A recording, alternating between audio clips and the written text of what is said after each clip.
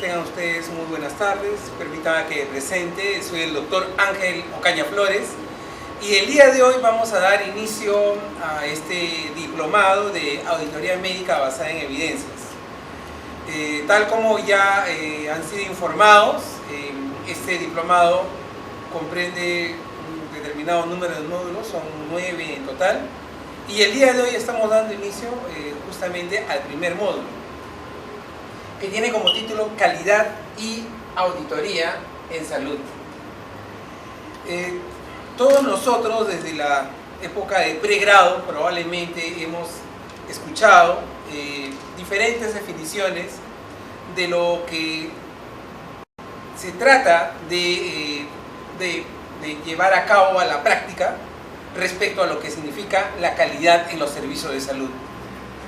Sin embargo, Donabedian en 1980 postuló algunas definiciones de lo que vendría a ser la calidad en los servicios de salud, que es justamente aquello que viene a representar para este diplomado una pieza muy importante en la comprensión de la auditoría médica. Donabedian definía justamente la calidad de la atención en salud, como lo vemos en las diapositivas, como la aplicación de la ciencia y tecnología médicas en una forma que podamos optimizar sus beneficios para la salud, sin que ello signifique un aumento en los riesgos. Es decir, de lo que estamos hablando aquí es de esa balanza riesgo-beneficio. Y Donabedian justamente vio en esta balanza riesgo-beneficio el mejor espacio para poder definir calidad. De tal manera que el grado de calidad se va a medir en el sentido que se logre una mejor atención con un menor riesgo para nuestros pacientes. Es decir, en esta calidad de atención en la salud no podemos hablar justamente de ella siempre y cuando esta balanza represente un desequilibrio entre mayor riesgo, menor beneficio. En muchas instituciones se habla de calidad y de un tiempo a esta parte está bastante de moda hablar de lo que es el tema calidad.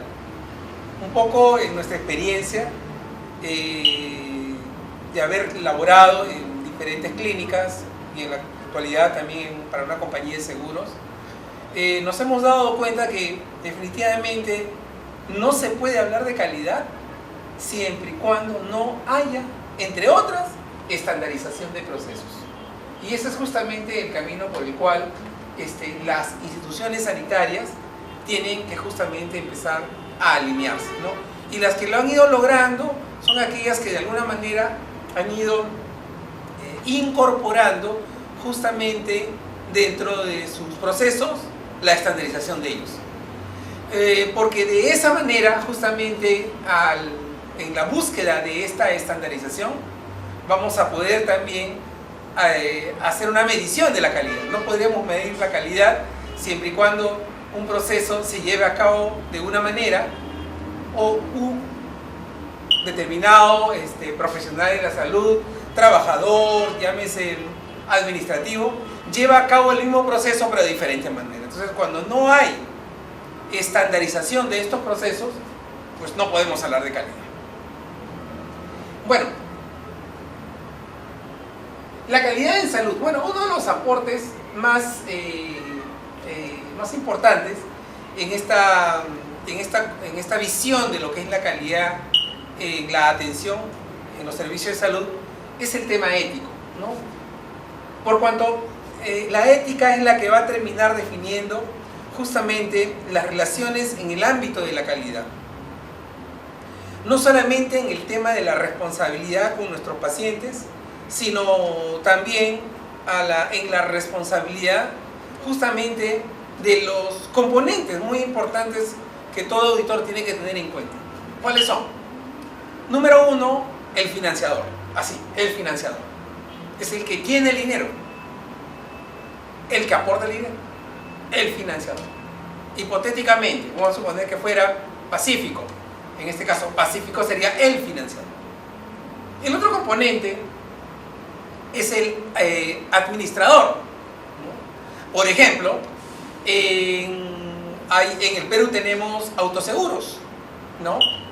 Uno de los autoseguros que tenemos, por ejemplo, es el autoseguro FEBAN, que es el Fondo de Empleados del Banco de la Nación. Entonces, FEBAN tiene una junta que administra justamente los fondos de todos los aportantes, que en este caso son los trabajadores del Banco de la Nación. Entonces, en primer lugar hay un financiador, en segundo lugar hay un administrador. El administrador es el que, como su nombre lo dice, administra la plata del financiador. En tercer lugar están los proveedores, llámese clínicas, llámese centros de estudio de imágenes, llámese centros de diagnóstico, laboratorios, ¿ok? Y en cuarto lugar está ¿quién? El afiliado, el asegurado, el paciente, el usuario, el cliente, como querramos le llamar. Entonces, la relación que hay entre estos cuatro pasa por diferentes palabras en común, y una de ellas es la palabra ética. Y no solamente como palabra, sino como práctica de vida. Repito, son cuatro componentes. Uno, el financiador. Dos, el administrador de este fondo. Tres, los proveedores. Y cuatro, el beneficiario justamente de esta prestación de servicios. ¿Ok? Entonces, Donna Reagan en su momento concebía justamente que uno de los aportes, tal como se menciona, más constantes justamente en el tema calidad es justamente la reflexión del componente ético. Y como lo mencionamos, porque esto justamente es el que va a definir las relaciones en el ámbito de la calidad, ¿no? Y acá tienen que ver justamente otros componentes, ¿no? Porque esto también afecta a la responsabilidad de nosotros como profesionales, ¿sí? De nuestros colegios profesionales, de los gestores, la administración y realmente de todos, ¿no? De tal manera de que se pueda tener una visión global justamente de la ética como parte del componente calidad en la atención de nuestros pacientes. Probablemente muchos de nosotros, cuando ha comenzado a revisar las definiciones de calidad, vamos a encontrarnos muchísimas, definitivamente. Y es que si empezamos a ver, por ejemplo, desde las definiciones más básicas por la OMS, o vamos hasta las más elementales, Wikipedia y otros, vamos a encontrar que la calidad puede tener muchos componentes. Hemos traído para esta presentación justamente dos aspectos de ella.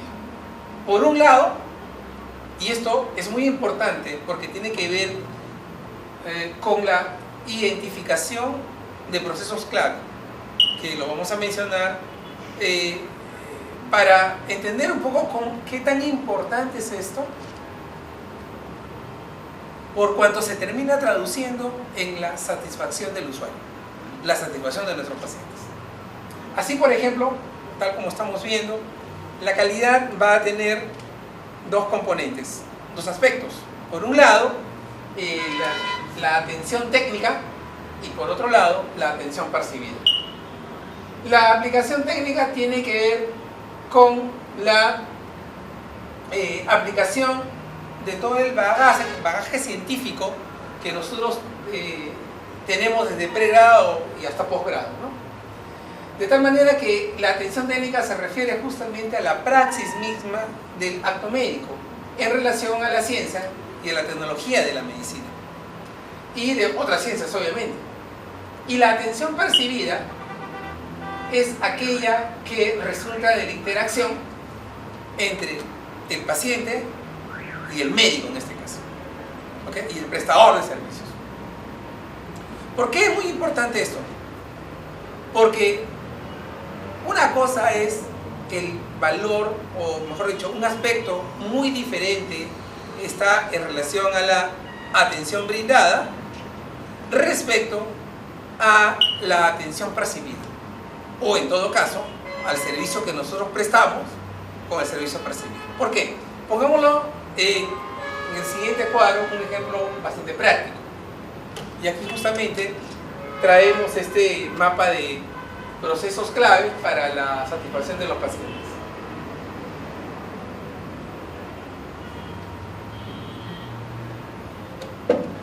Vamos a imaginar que se trata de una paciente a quien le han recomendado un dermatólogo X. Esta paciente va con su hijo. Le han hablado tanto al dermatólogo que antes de ir a la consulta, ella tiene la idea y la percepción a priori que la persona que lo va a atender muy cálidamente, le va a dar un diagnóstico certero y tal vez hasta el tema de los honorarios pasará para esta mujer a un segundo plano. Pero para ella es muy importante eso porque ella va con esa percepción. Es más, ella tiene la idea de que al ingresar al consultorio del doctor, ella tiene la idea tal vez que tenga que ver una serie de diplomas, una serie de títulos, una serie de congresos, ¿no?, que constituyen de alguna manera u otra toda la parafernalia que muchas veces termina rodeando el acto médico. Ella espera eso. ¿Ok?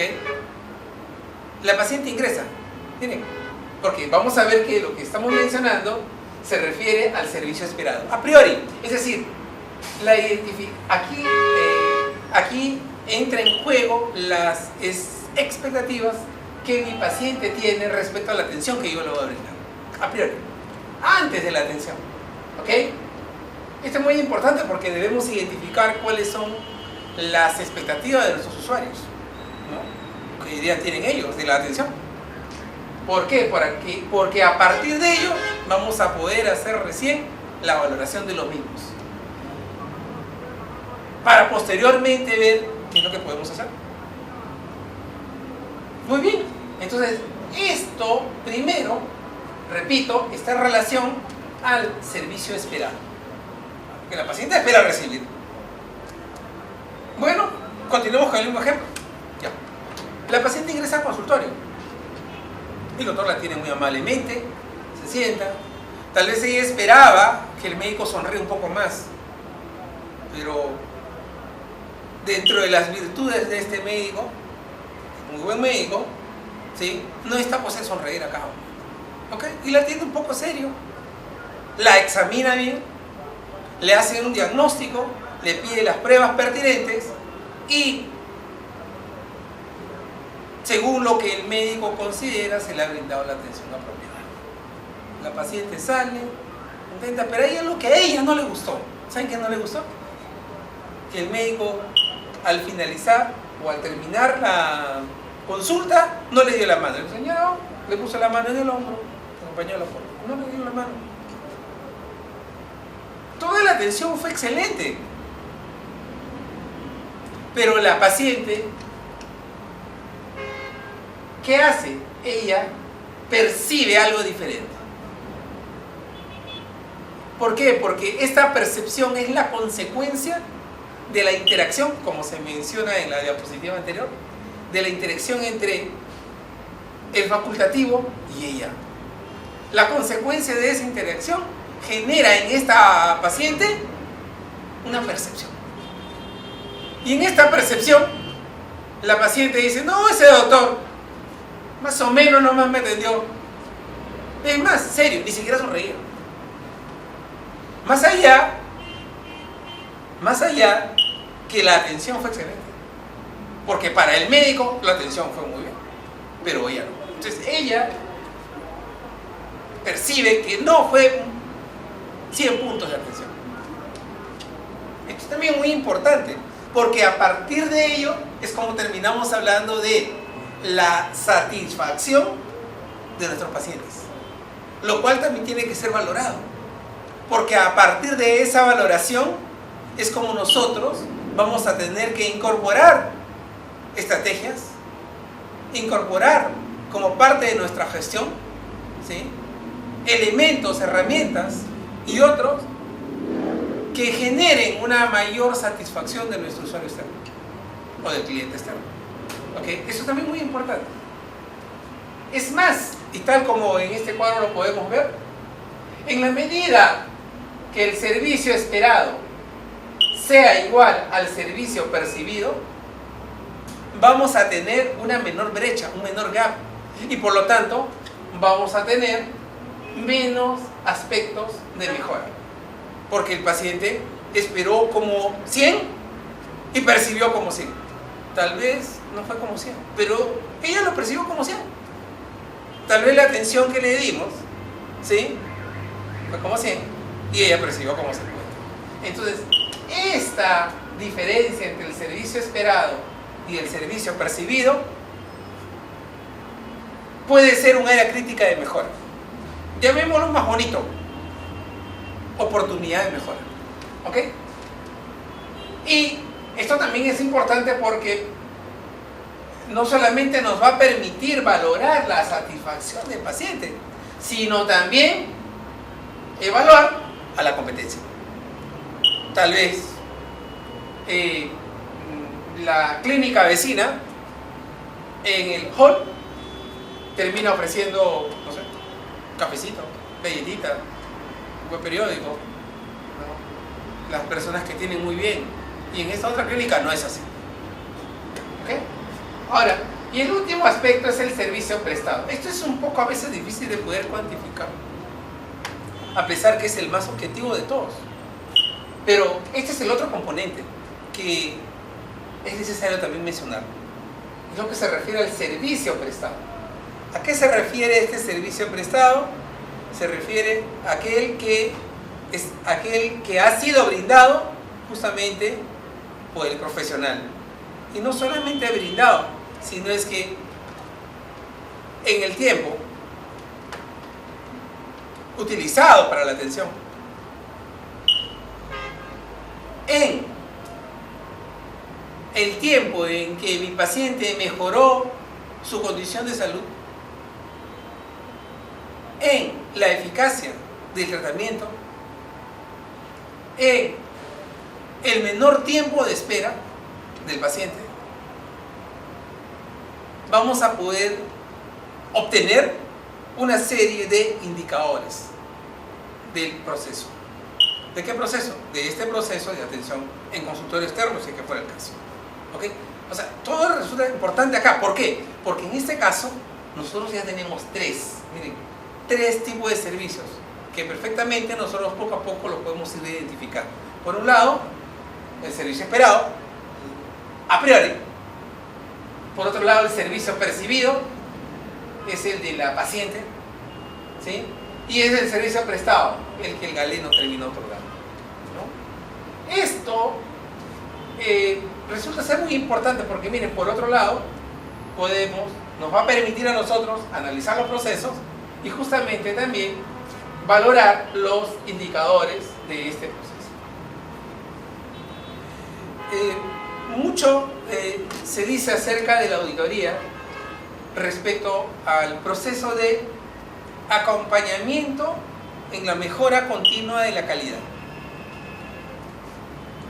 El acompañamiento en la mejora continua de la prestación del servicio de salud a nuestros pacientes.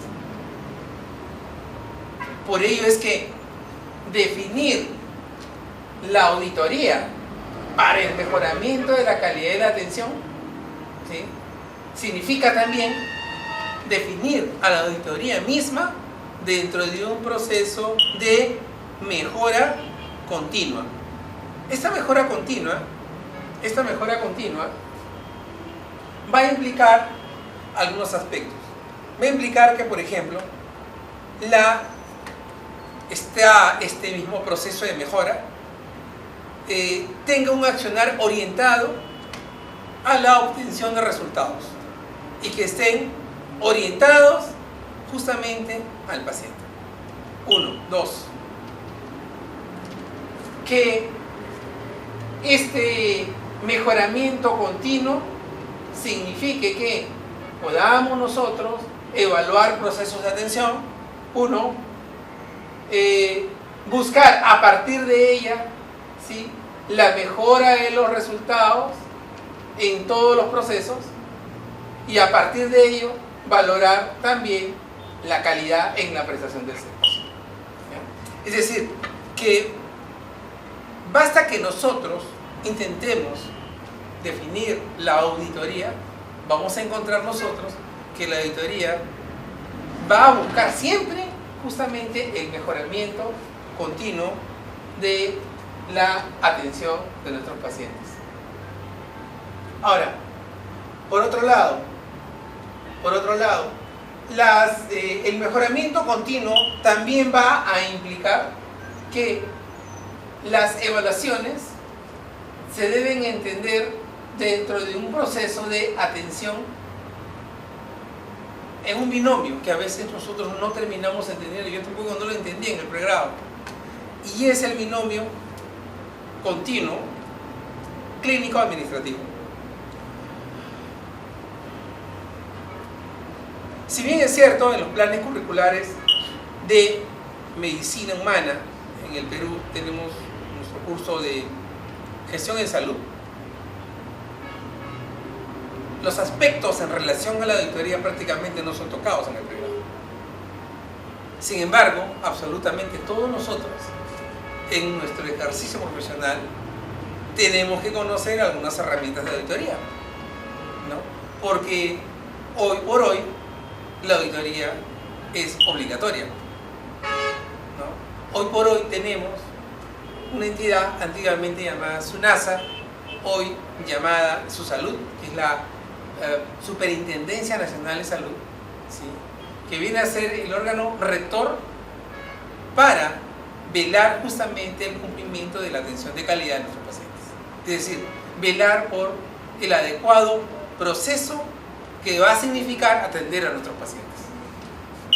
Y el otro punto muy importante es que el mejoramiento continuo necesariamente significa que este se tiene que basar en evidencia, ¿ya?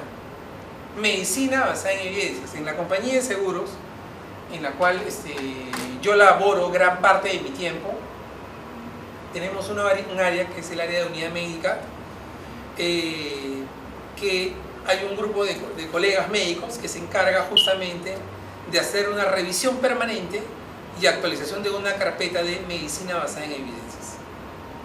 ¿Ok? Resulta a veces un poco difícil ir contra algunas costumbres que algunos de los colegas tienen. Y es que eso se termina plasmando finalmente en facturación. ¿Por qué? Porque solo se reconoce medicina basada en evidencias.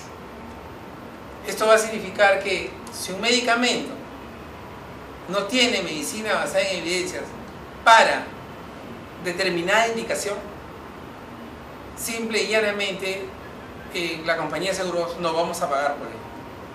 Todo es medicina basada en evidencias. Todo es medicina basada en evidencias. Y ese es el tema pertinente.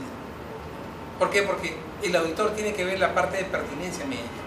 Lógicamente para ello significa que tiene que leer mucho también. Nosotros hemos tenido la experiencia de tener, cuando he trabajado yo para clínicas, es decir, para el proveedor, porque ahora trabajo para el financiador, tener muchas veces que conversar con el propio médico, con el propio colega, respecto a determinado medicamento que prácticamente por uso y por abuso seguía recetando.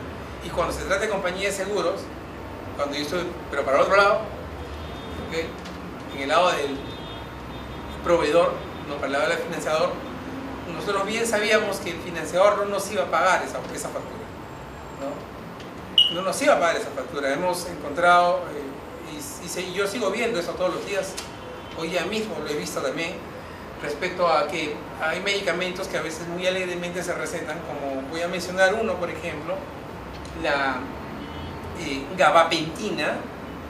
La gabapentina no es para cualquier tipo de dolor, no es para cualquier tipo de dolor, tiene indicaciones muy puntuales, muy específicas.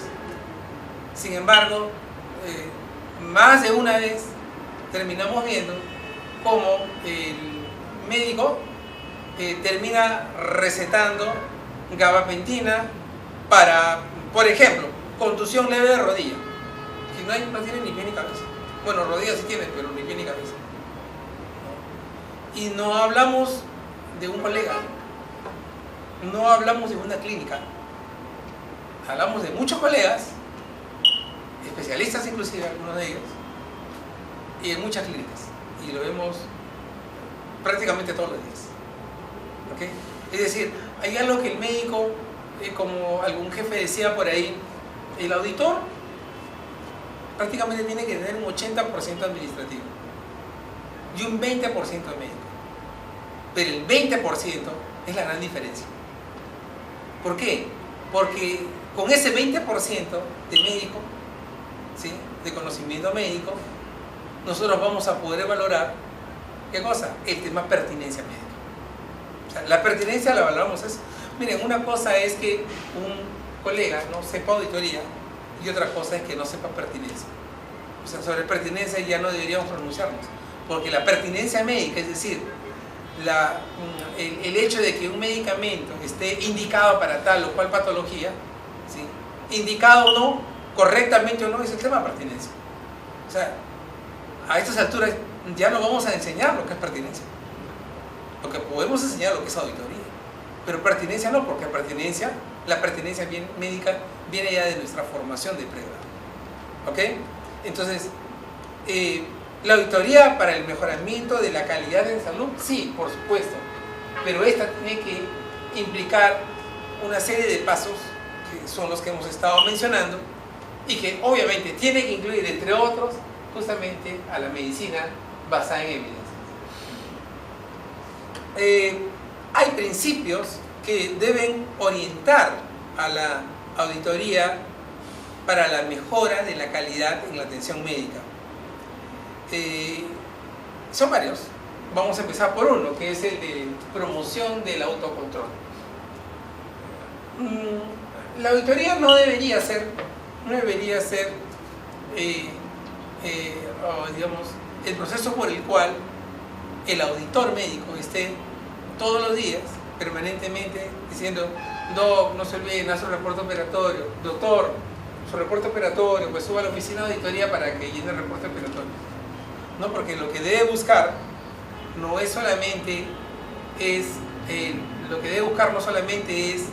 que se acompañe al proceso de mejora continua de la calidad, no, sino es que debe buscar también que absolutamente todos nosotros, médicos, administrativos también, trabajemos, ¿sí?, bajo determinados estándares adoptados por la organización, llámese hospital, llámese clínica, etcétera, etcétera.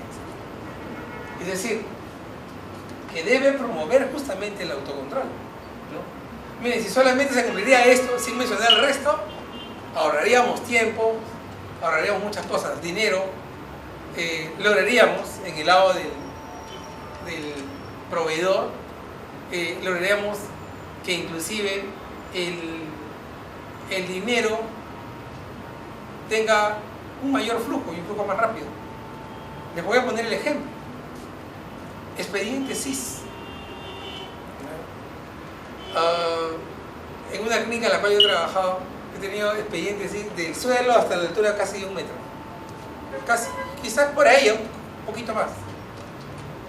Y obviamente ya estaba embalsado. Y eran expedientes antiguos.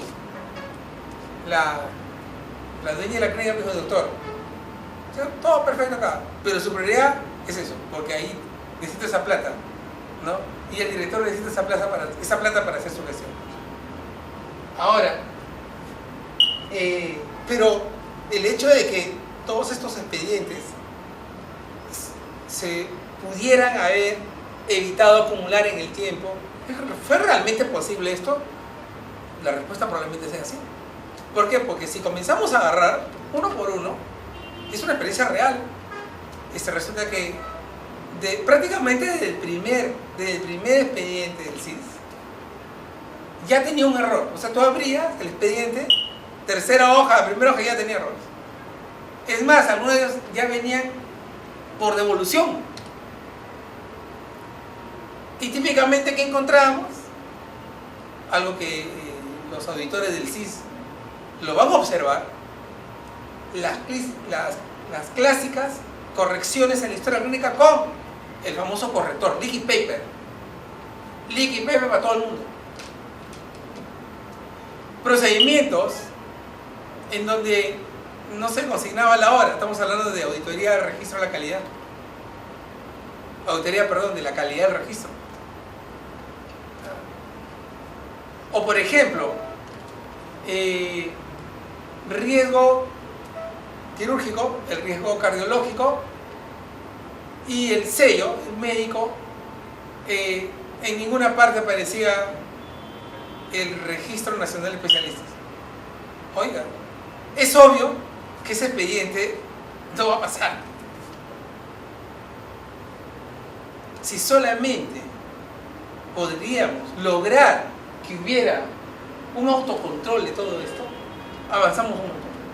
Y no para que el auditor de la clínica tenga menos trabajo, por el contrario, porque tal vez de esa manera, con los escasos tiempos que se va a manejar, se podría crear un margen para que el auditor empiece a auditar otros procesos, conocer instalaciones, revisar contratos. Muchos auditores creen que o tienen la percepción que ya, pues, soy auditor, me voy a dedicar a sellar, que el auditor debería revisar el contrato y replantear o plantear alternativas para que en el próximo contrato o en la próxima póliza con la compañía de seguros tal vez se pueda negociar mejores condiciones, o tal vez pueda percibir este auditor que hay cláusulas abusivas de una determinada compañía de seguros. Entonces, el tema de autocontrol, muy importante. Vamos al enfoque preventivo, ¿ok? Bueno, si hablamos de prevención, la prevención va a tener que ver siempre con el sentido de la previsión. Advertir, informar, comunicar antes de que se produzca esto. Porque aquí hay un peligro potencial que esto vaya a suceder. De tal manera que aquí la auditoría no debe ser un medio, no debe ser un fin, perdón, es un medio para lograr justamente que los procesos se conduzcan justamente de la mejor manera. Los otros principios que terminan orientando a la auditoría para la mejora de la calidad tienen que ver, por ejemplo, con la confianza y el respeto.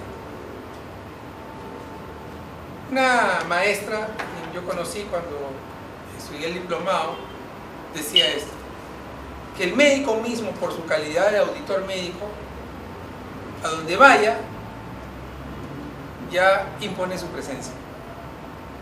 En algunos casos puede ser hasta intimidante, pero esto no debe significar la falta de respeto entre colegas. Las instituciones definitivamente deberían tener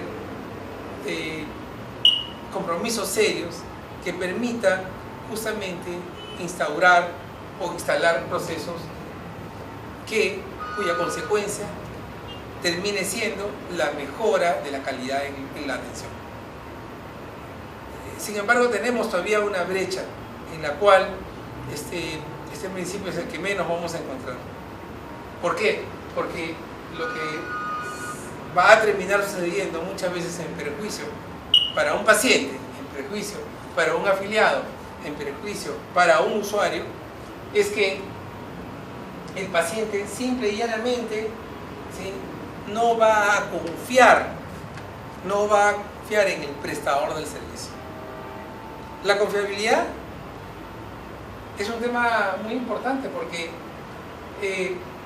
permite, ¿sí?, conocer a través de ella misma justamente la obtención de los resultados respecto a determinados procesos. Así, por ejemplo, sin que se pueda confiar en la garantía de la obtención de resultados, simplemente la confiabilidad pasa a un segundo plano. Pongamos un ejemplo. En el hospital a veces recuerdo que un día en la época de internado médico, recuerdo que un día vino una paciente, bueno, inclusive ya estaba prácticamente en condiciones de alta, y súbitamente, de un día para otro, no tenía nada aparentemente, bueno,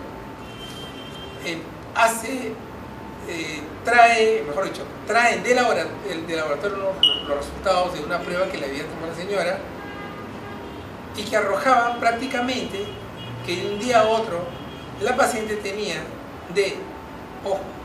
leucocitos 8000, de la noche a la mañana leucocitos 15000. Entonces alguien dirá, acá doctor, pero eso, o sea, médicamente tampoco es imposible.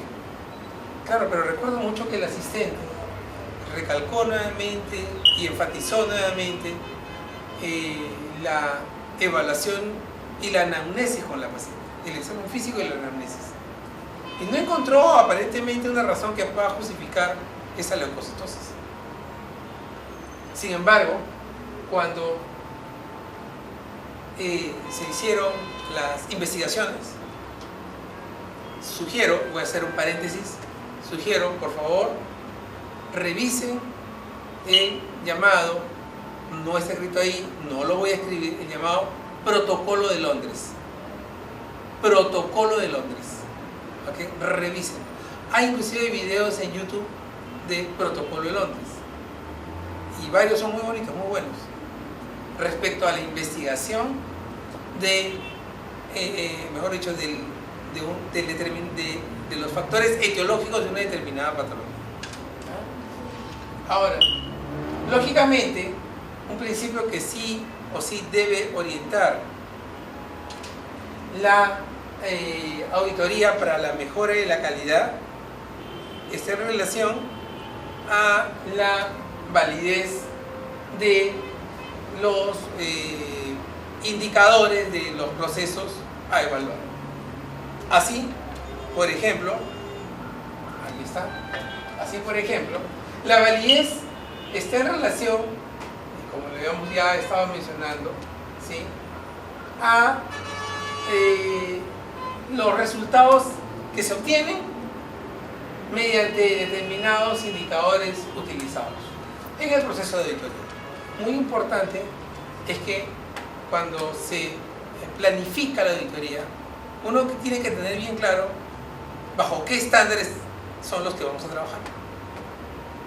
Claro, porque no vaya a resultar que trabajamos con estándares A definidos perfectamente y sin embargo la institución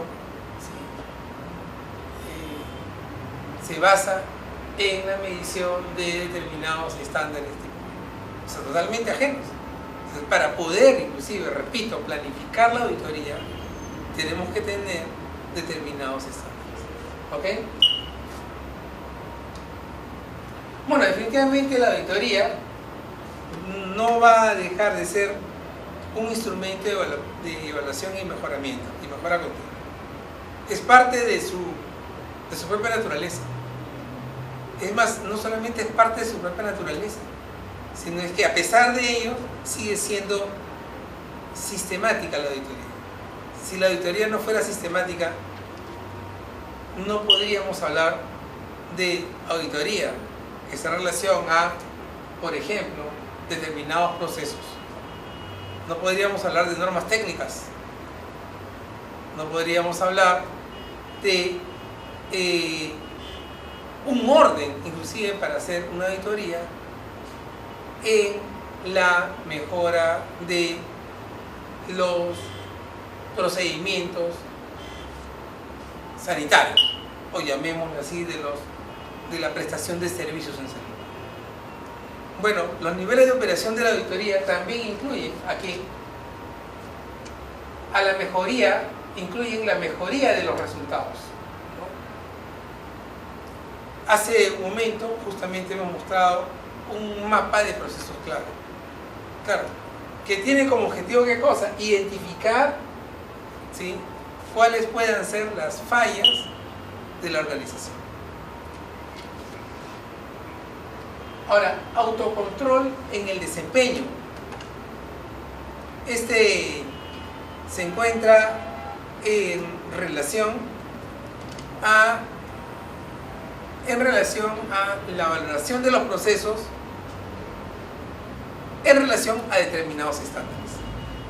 Es decir, que me permita medir la calidad A o la calidad B. ¿Ok? Y que genere, y que esto sea generado, lógicamente, a partir de determinados estándares de calidad definidos por la normativa vigente. ¿Ya? Y lógicamente por la organización. Hay clínicas que se ponen al cuello, solitas, el lazo, un poco más como yo. ¿Por qué?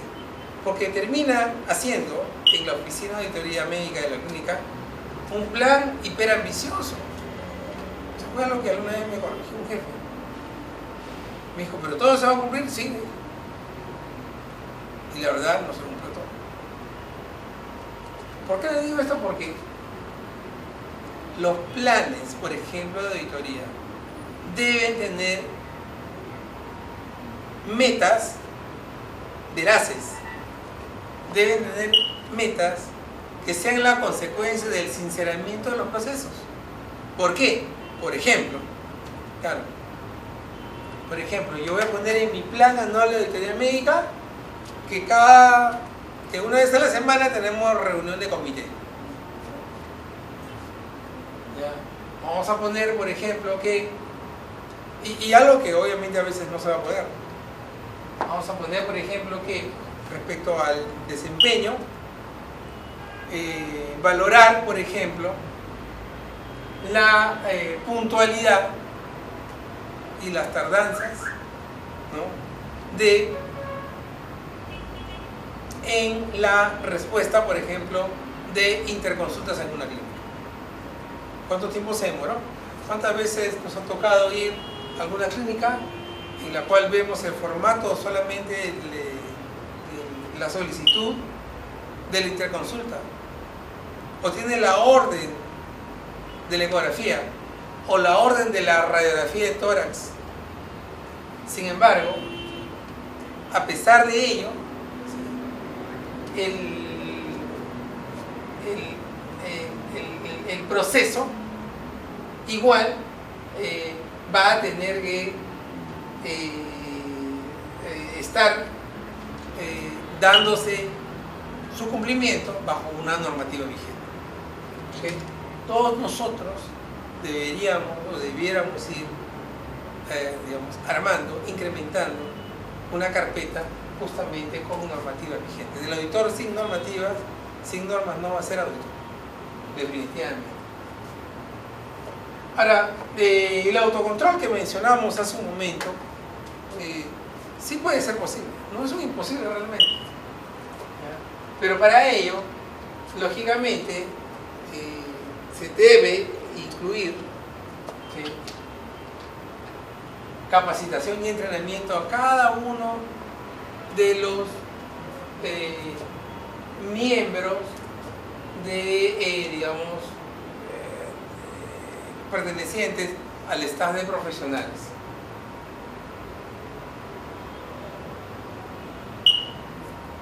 También, importante que se diseñen y estandaricen los procesos de autocontrol en un determinado lugar. Por ejemplo, en un hospital, ¿no? y que esto termine representando, ¿sí?, un empoderamiento de los usuarios internos de este hospital o de esta clínica. Esto,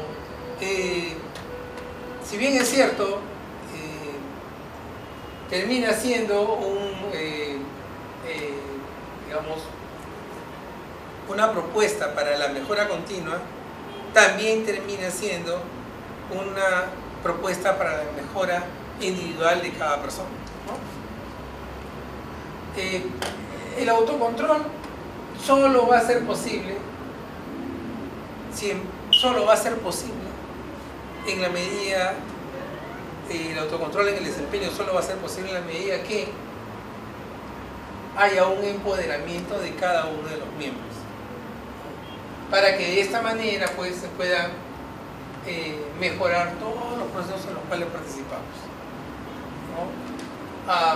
Y esto va a ir de la mano con el tema auditoría externa, ¿no? Un poco para ir adentrando justamente al conocimiento de los diferentes tipos de auditoría en los cuales vamos a tener que desarrollarnos o por afinidad quedarnos con una opción y no tomando las otras.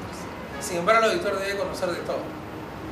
Yo conozco auditores que ya trabajan años en auditoría y sin embargo siempre le terminan rehuyendo a la auditoría de los expedientes. Y es que si el auditor no conoce facturación, ya está perdido. Tiene que conocer facturación, tiene que conocer un Kairos, tiene que conocer un Zeus, tiene que conocer un nomenclador. Claro, porque la pregunta es, ¿cómo vas a ver si tal laboratorio le está cobrando más caro? ¿Cómo vas a ver que ese procedimiento realmente, un determinado procedimiento cardiovascular realmente tiene menos costo? No lo vas a ver, ¿no? Entonces la auditoría externa tiene como objetivo fundamentalmente la corroboración, la verificación de la realización de determinados procesos. Por ejemplo, tiene como objetivo verificar si el auditor está trabajando. En la compañía de seguro en la cual yo laboro, a pesar de ser un grupo grande, también es una compañía, como muchas, en las cuales nosotros estamos sujetos a auditoría. Nosotros los auditores estamos sujetos a que nos hagan también auditoría nosotros. Claro, porque a partir de ello se puede establecer un determinado autocontrol y lógicamente mejorar justamente los procesos. Ahora, la auditoría interna en cambio es otra cosa.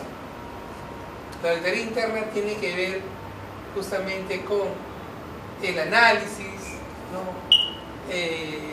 La promoción de determinadas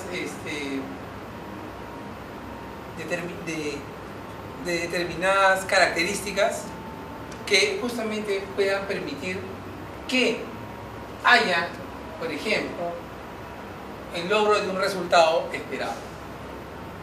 La auditoría interna como tal siempre es una evaluación, siempre se constituye como una evaluación sistemática, ¿ya? Se llama interna porque es realizada por la misma institución.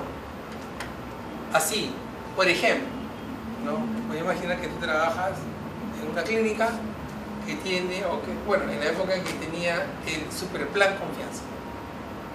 El Superplan Confianza, convenio entre la Seguridad Social y determinados proveedores, en este caso clínica, para brindar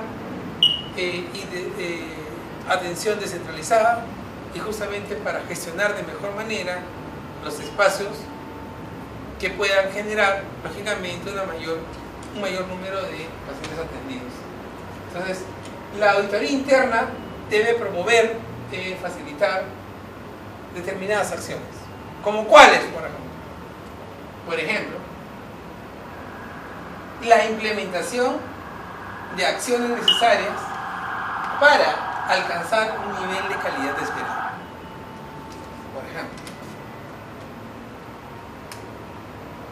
Por ejemplo, que la auditoría interna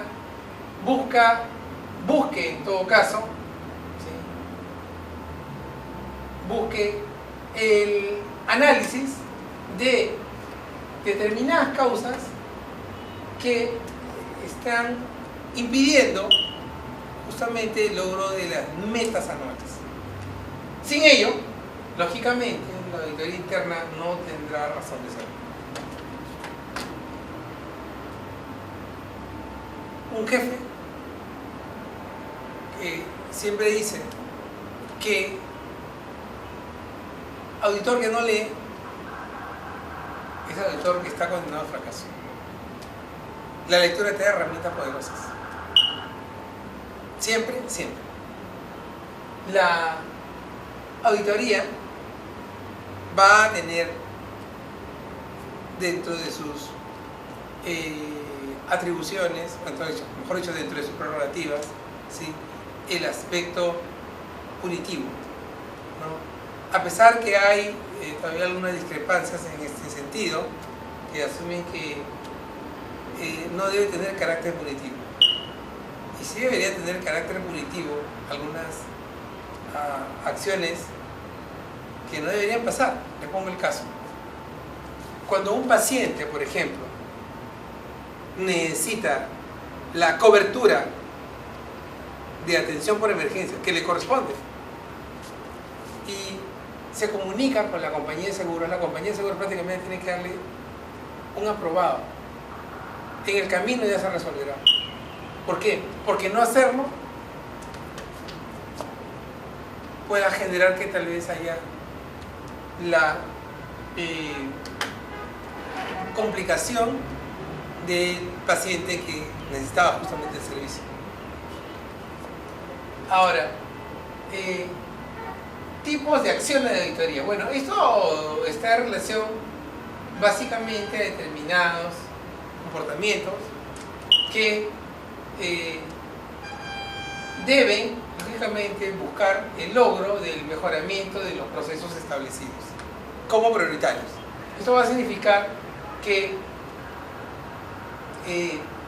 cuando hacemos la auditoría, esta debe buscar justamente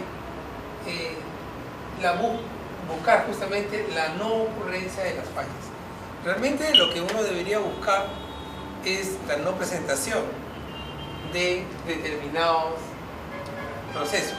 Eso es lo que deberíamos buscar. Bueno, la acción preventiva, ya hemos estado también comentando, está en relación básicamente a un conjunto de procedimientos y otros que deben realizar las personas, las organizaciones, con el objetivo de garantizar la calidad de la misma. Es decir, sin acción preventiva,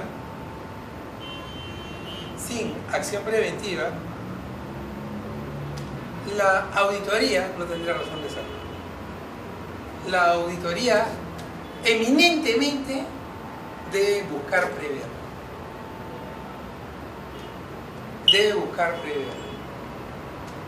¿Qué cosa? Que los procesos se hagan, los procesos en salud se hagan más fluidamente. Ahora, tipo de acciones de auditoría. Esto tiene que ver básicamente con aplicación de las acciones de seguimiento.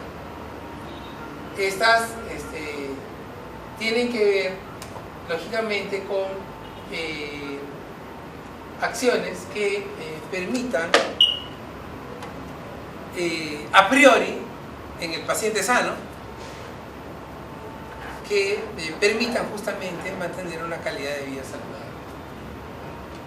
Otra de las acciones de auditoría son las acciones coyunturales. Por decirlo de alguna manera, las acciones circunstanciales. ¿Esta a qué se refiere? se refiere, ojo, igual, si observamos, lo que uno va a buscar es prevención de recurrencia de determinadas situaciones. ¿Qué vamos a buscar? ¿No? Que estas acciones justamente puedan ser prevenidas tanto en su recurrencia como en las consecuencias de las cuales podría de ella venir. Entonces, las acciones coyunturales, como mencionamos, tienen que ver con estos procedimientos, estas actividades y mecanismos de auditoría para lograr, lógicamente, una atención que genere la mayor satisfacción de un paciente.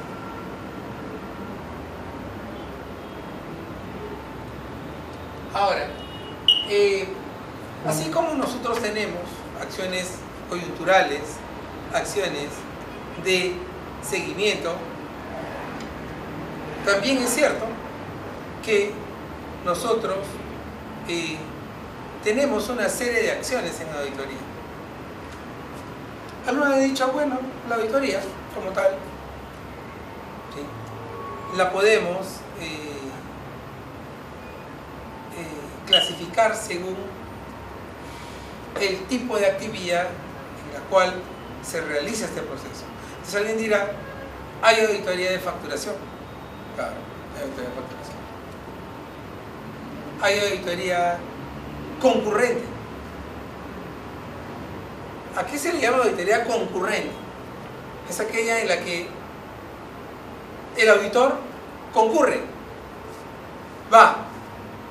se hace presente en el proveedor.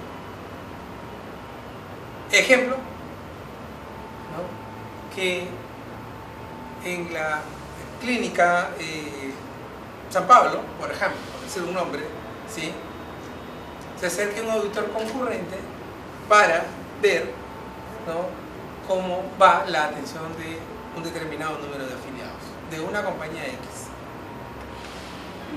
Usualmente uno termina viendo que el concurrente muchas veces lo único que termina haciendo es ir a tomar foto de la historia, y recuerden que el auditor médico concurrente debería acercarse, presentarse con el paciente, si esto fuera posible lógicamente, y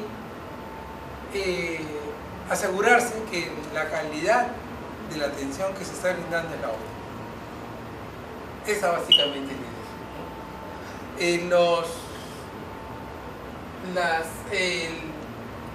Las acciones de auditoría interna y auditoría externa están íntimamente ligadas, claro, por cuanto la auditoría interna como tal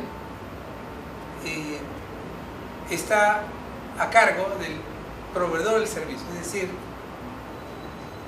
este tipo de auditoría, por llamarlo de alguna manera, está, ¿no?, a expensas del, digamos, en este caso, de la clínica, por así decirlo. Por ello es que hablamos del auditor interno, pero si yo tengo 5 auditores, pueda que también sea necesario hacer una auditoría de la auditoría. Claro, finalmente lo que uno busca son oportunidades de mejora continua, y lo que uno busca justamente con esto es una oportunidad de mejora continua. Y por otro lado, el empoderamiento, del cual hemos mencionado algunas cosas. El empoderamiento tiene que ver básicamente, y va de la mano con la condición en la cual determinada idea, determinadas concepciones signifiquen en el paciente, en el usuario, una mirada a decir, bueno, estos procesos tienen que mejorar sí o sí. Y mejorar desde los formatos muchas veces uno termina viendo, y eso es algo que lo tenemos que ir conociendo, es que los formatos, por ejemplo, del Ministerio de Salud son referenciales. Exactamente y tal, así no necesariamente tengan que ser, sino solamente son referenciales. Son referenciales. Ahora, hay también la auditoría de planta. Bueno, le decía yo, la auditoría de planta es aquí en la cual el auditor está en oficina. Y la auditoría concurrente, el auditor médico, la auditora médica, va a determinadas clínicas. ¿Para qué? Para comprobar que la calidad en el servicio es la adecuada. Esa es la idea. Conocer. Bueno, ¿y por qué? Porque recuerden que nosotros tenemos un mapa de procesos clave. Y tal como lo hemos visto acá, permítame retornar por favor. Acá. Y tal como lo hemos visto acá, tiene como objetivo, este es un ejemplo, hay muchos ejemplos lógicamente, que se puedan identificar los procesos para mejorar la satisfacción del usuario, la satisfacción del paciente. Claro, el objetivo es identificar cuáles son los procesos claves. Bueno, tal vez al paciente, ¿sí? Percibe algo diferente. Bueno, la percepción finalmente es muy subjetiva, pero ella percibe que la atención fue mala. Bueno, para empezar, no fue la mejor del mundo, pero ella tiene esa percepción, ¿no? Esa percepción. Esta es una cuestión muy, muy importante, ¿ya? Porque de una manera u otra, uno inclusive lo puede, lo podría recrear a partir justamente de la conversación con los pacientes, ¿no? Preguntamos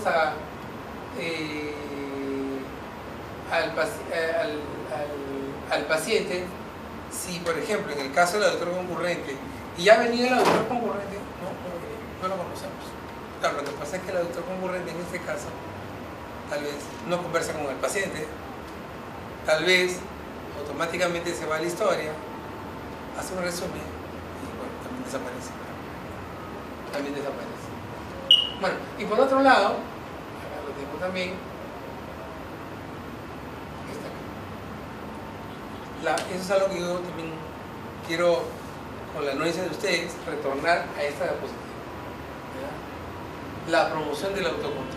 En ese momento yo mencioné algo, sin embargo consideramos oportuno hacer también otro tipo de comentario según este principio. La promoción del autocontrol tiene que ver con dinero, tiene que ver también con gastos.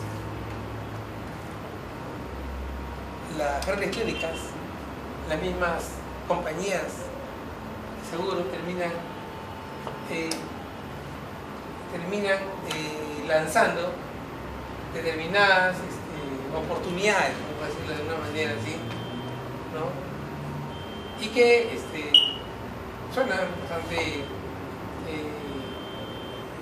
por así decirlo, justas respecto a la parte económica. Sin embargo, cuando nosotros nos referimos a este autocontrol, estamos refiriéndonos básicamente a que cada trabajador debería tener, por ejemplo, la destreza, la disciplina para realizar su trabajo correctamente. Le voy a poner un ejemplo nomás. En una clínica X, con la cual yo voy con cierta frecuencia haciendo auditoría concurrente, se observa, por ejemplo, que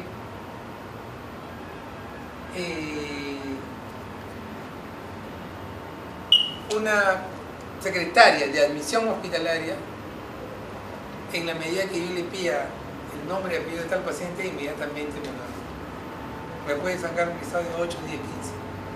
Sin embargo, últimamente hay otra persona que también, entre comillas, le está apoyando, ¿no? Y sin embargo, lógicamente no tiene el mismo nivel de participación que su propia compañera. Y no solamente eso, sino es que desconoce muchos procesos.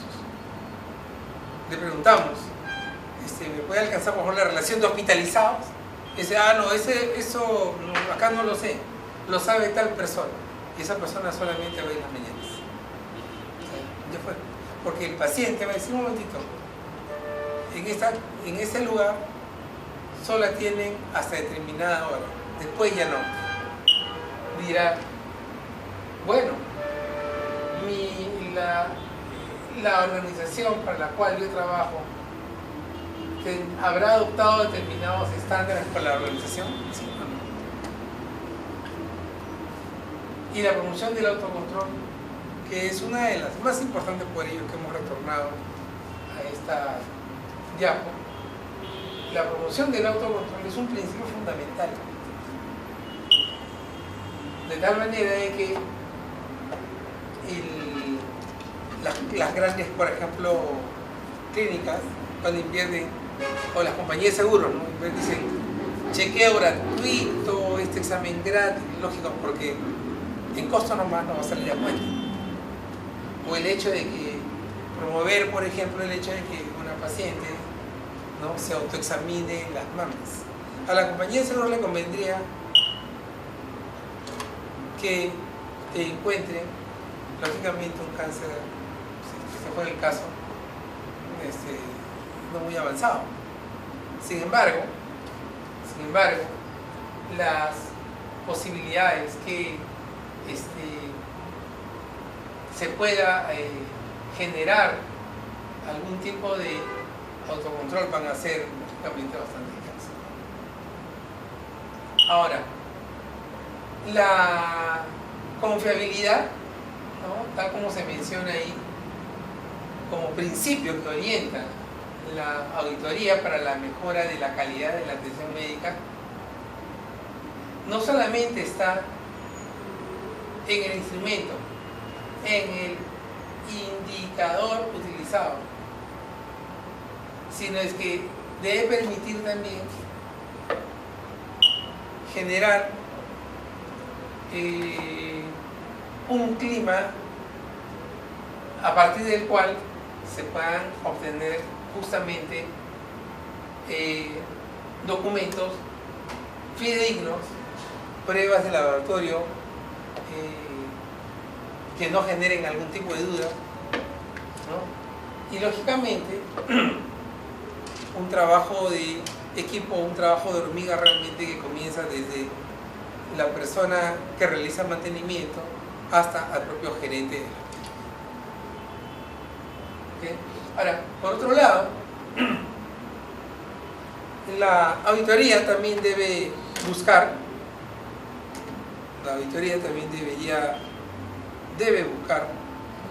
¿sí?, no solamente un proceso de mejora continua, sino también debe buscar, siendo este auditor del financiador, voy a suponer que fuera una compañía de seguros X, ¿sí?, debe buscar que las actividades que se realizan sean justamente a partir del cumplimiento de las normas técnicas. Basta solamente visitar algunas clínicas y uno va a encontrar absolutamente todas las deficiencias que uno no se puede imaginar. Absolutamente todo. Me trae al recuerdo una clínica que está en un distrito no muy lejano a este lugar, en el cual una primera vez yo recuerdo, me asombraba tanto que me iba a caer prácticamente para atrás un poco dolito. Pero encontramos 1001 deficiencias. Bueno, por algo también su salud lo había cerrado. Pero lo más laborioso resultó realmente generar el convencimiento de los profesionales de la salud para que ellos también se incorporen a un proceso de mejora continua. ¿Ya? Algunos no lo querrán, no todos van a querer que la mejora también sea continua, pero otros sí. Y es que este proceso, justamente, si estando bajo determinada normativa técnica, justamente debe ser plausible de evaluar justamente la calidad. Si se trata de la prestación de un servicio, la calidad pasa, por ejemplo, por la contabilización del tiempo de espera. ¿Ya? Para nadie acá resulta ajena la condición en la cual alguien necesita una determinada cirugía, sin embargo, en el Seguro Social se lo darán por muchos tiempos, ¿no? Y es que algo tendrá que fallar, entonces alguien dirá, doctor, lógicamente esto sucede, porque en primer lugar no es culpa del médico. ¿Es culpa de quién entonces? Bueno, presupuestos, ¿no? Y presupuestos que permitan justamente invertir justamente en contratar más médicos, contratar más enfermeras, contratar más obstetrices, contratar más odontólogos, contratar más nutricionistas, etcétera, etcétera, etcétera. Por eso es que cuando decimos niveles de operación de la auditoría, decimos es sistemática, ¿no?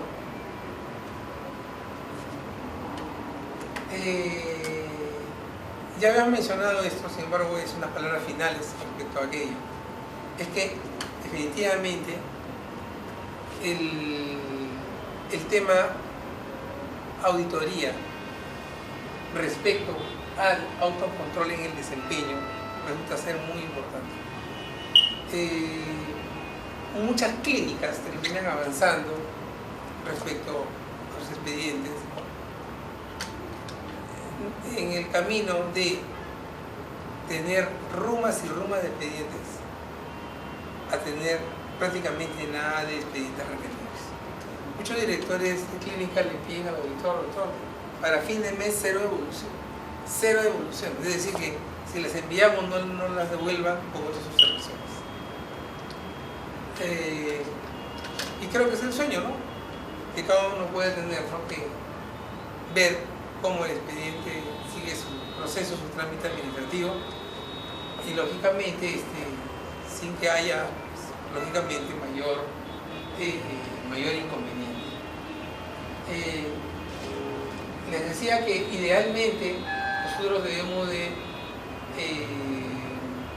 la auditoría de desempeño, nosotros idealmente deberíamos trabajar bajo determinados estándares de calidad. Claro, recuerden que no se trata solamente de hablar bonito, que puede sonar hablar de calidad, sino que hablar de calidad va a significar que en el tiempo recién se pueda reconocer a la calidad como tal.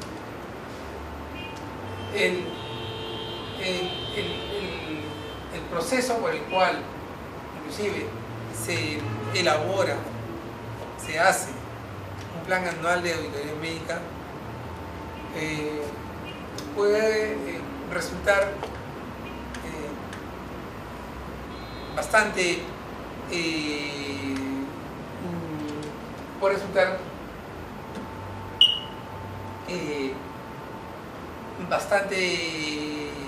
digamos, dificultoso, bastante engorroso, un trámite en el cual, por ejemplo, una misma historia observada en el primer momento retorne a la oficina de auditoría. En la oficina de auditoría se trata de levantar la observación. Sin embargo, falta un sello, falta una firma. La terapia brindada se hizo antes de la fecha de autorización de la carta de garantía. Recuerden que, bueno, para que se pueda realizar una atención, a menos que sea emergencia, no es diferente, laboratorio, imágenes, se necesita que todo esto se encuentre perfectamente autorizado a partir de una determinada carta, ¿no? A menos que sea emergencia. Es decir que, por ejemplo, si a la compañía de seguros le llega un expediente donde aparece facturado, miren, por ejemplo, miren, consulta, un monto, farmacia, otro monto, y aparece radiografía de tórax. Entonces, lo primero que uno tiene que hacer es agarrar el expediente y ver la carta de garantía. Si la carta de garantía no dice radiografía de tórax, se observa. ¿Por qué? Porque nosotros vemos, la compañía no autorizaba que se tenga. Así fuera necesario, claro, así fuera necesario. Entonces, la alternativa que se brinda es que puede regularizar, ¿no? Regularizar su trámite para generarle una cobertura, una carta, perdón, que tenga justamente cobertura para el procedimiento que el paciente va a recibir. ¿Ya? El clásico es justamente con el clásico justamente es, se ve, bueno, nosotros lo terminamos viendo, cada rato es como el SOA, ¿no? El paciente, como consecuencia del accidente, necesita determinadas terapias. ¿Qué terapia? Vamos a decir una que está, ¿qué terapia? La terapia 340106. ¿Ya? 340106. La 340106 es un tipo de terapia física que incluye a otras terapias, incluye a otros códigos. 340106. Esa es la denominación según el tarifario CEUS. Entonces,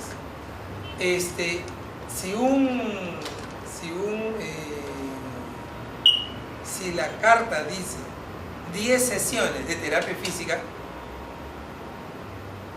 el proveedor solo debe dar 10 sesiones. Se me ocurre, hombro, rodilla dolorosa, ¿ok? La rodilla dolorosa, el médico de medicina, bueno, el especialista de medicina física y rehabilitación indica, se me ocurre, un ejemplo nada más,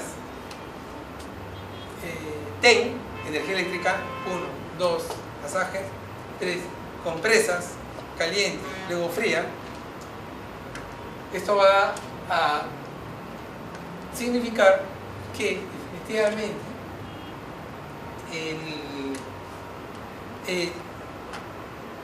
si es que en la factura no hay 10, no se ha facturado solamente 10 atenciones, porque la carta de garantía dice 10 atenciones. Sin embargo, en la clínica le dieron 15. En la compañía de seguros no se van a pagar los 15, se pagan 10. Porque 10 es lo que se autorizó. ¿Ok? Entonces, usualmente una respuesta es carta de garantía solo autoriza 10 sesiones de terapia física de rehabilitación, entre paréntesis, código 340106. O sea, no está cubriendo 15 sesiones, 20 sesiones. Si la carta dice 10, es 10. Ahora lo otro es que obviamente tiene que hacer, como ya lo hizo, un procedimiento por el cual justamente el paciente igual se tenga que beneficiar justamente con su terapia. ¿Ah? Ahora, hay definitivamente diferentes maneras también, como por ejemplo un auditor va a terminar abordando justamente un expediente. Bueno, vamos comentando. Nos quedan todavía unos minutos para este primer módulo. Entonces, si yo tengo un expediente, lo clásico es que uno se empieza asustando al principio cuando le dan expedientes, así está en los ojos. Y uno dice, ¿eso cuándo lo voy a acabar? Y la verdad es que uno de los elementos, mejor dicho, una de las acciones a tomar está en relación básicamente al lugar en donde haya sido preparado. Ahora, un detalle que yo también, un aporte que yo quiero brindar también para esta primera reunión, está en relación y es algo que yo les voy a pedir que también revisemos, por favor, lo que es eficacia, eficiencia, efectividad. Eficacia, eficiencia, efectividad. Y vamos a encontrar, si comenzamos a revisar, ¿sí?, que no tienen definiciones iguales.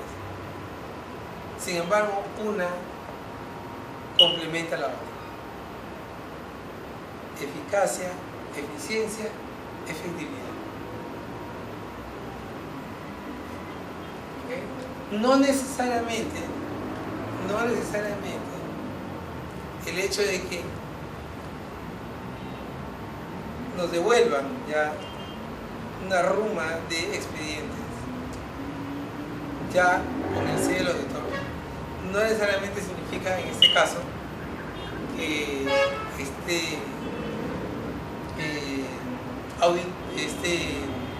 auditor esté necesariamente haciendo lo correcto, sino es que básicamente uno tiene que terminar revisando de todas maneras la normativa vigente. Algo que yo también quiero aprovechar también para aportar en esta primera reunión es que a veces uno le termina preguntando, cuando uno trabaja en clínica sobre todo, si es que todos los formatos se deben hacer bajo determinados términos, ¿no? Y que claro, porque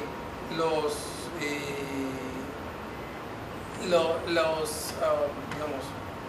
cuando se trata de, por ejemplo, compañías de seguros, cuando se trata de SOAT, cuando se trata de determinados seguros, cuando se trata de SIS, por ejemplo, vamos a ver que realmente cada uno de ellos tiene, como toda póliza lo debe tener, tiene beneficios, tiene exclusiones de póliza, tiene la prima. ¿Qué es la prima? Es el monto a pagar, mejor dicho, es el costo total de la póliza. Ya, a eso se refiere. Es el costo total de la póliza. Ahora, y que usualmente, pues, dependiendo del tipo de seguro, va a tener un determinado precio, ¿no? Aquí también hemos mencionado, y quiero aprovechar también, que no se nos escape nada, estos aspectos de la calidad. Aquí, justamente acá. ¿Ya? Si ustedes se dan cuenta, acá aparece justamente la calidad con dos aspectos. Por un lado, la atención técnica, ¿sí?, y la atención percibida. Quiere decir que aquí yo debería esperar encontrar esta expresión, ¿no es cierto? Atención técnica, atención percibida. Servicio percibido, servicio prestado. Pero la atención técnica, ¿dónde está? Acá, en el servicio prestado. en el servicio prestado. Claro, porque la atención técnica está en relación a qué? Básicamente a un bagaje de conocimientos a partir del cual se genera una determinada prestación del servicio. Y aquí está, pues, servicio prestado. No se olviden, el servicio prestado está en relación a análisis de procesos, está en relación a indicadores de procesos. ¿Por qué? Porque a partir de un análisis correcto, del uso apropiado de determinados indicadores, es que el servicio que se presta versus el servicio percibido versus el servicio esperado deberíamos siempre encontrar puntos de mejora continua, es decir, aspectos que deben significar también una oportunidad para mejorar los procesos. También, miren, este mapa que aquí presentamos, que se llama mapa de procesos claves para la satisfacción de los pacientes, tiene también, lógicamente,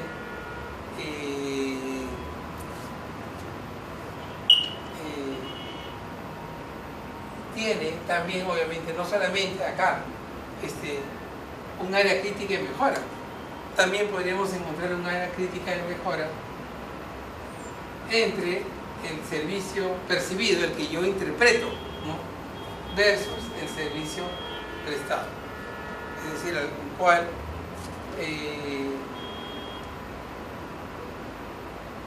en el cual se tiene que necesariamente valorar a partir justamente de los indicadores del proceso. Ahora, también es cierto que cuando uno habla de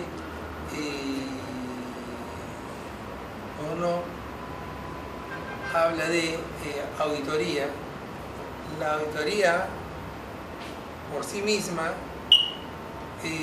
debe buscar siempre la mejora de la calidad. Me lo hemos dicho varias veces, pero auditoría sin mejora de la calidad en la atención, si esto no justamente no tiene indicadores que signifiquen realmente que se ha mejorado la calidad, el resto va a quedar en palabras. Muchas veces el problema no radica en los procesos administrativos, sino más bien termina siendo algo tan elemental como esto, ¿no? Por ejemplo, señora, ¿qué tal le pareció a usted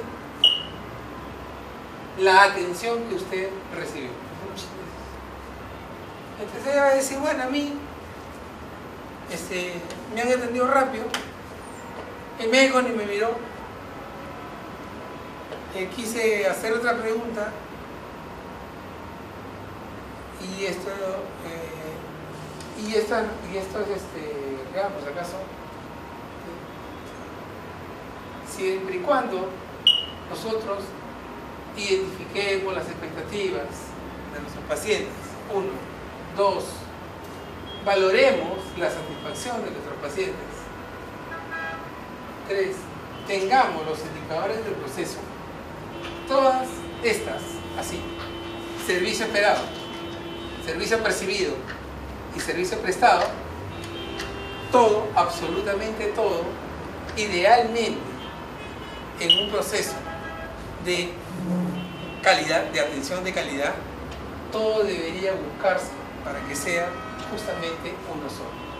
Y es justamente de que si lograríamos que todo esto fuera así, precisamente ya no habría una brecha de mejora. Sin embargo, también es contradictorio. ¿Por qué?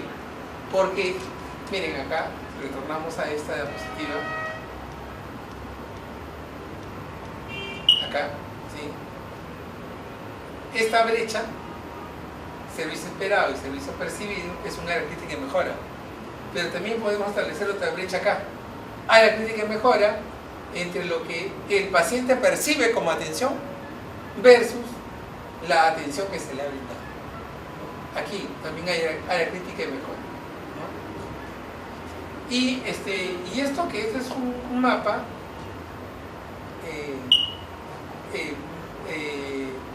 que no solamente se puede aplicar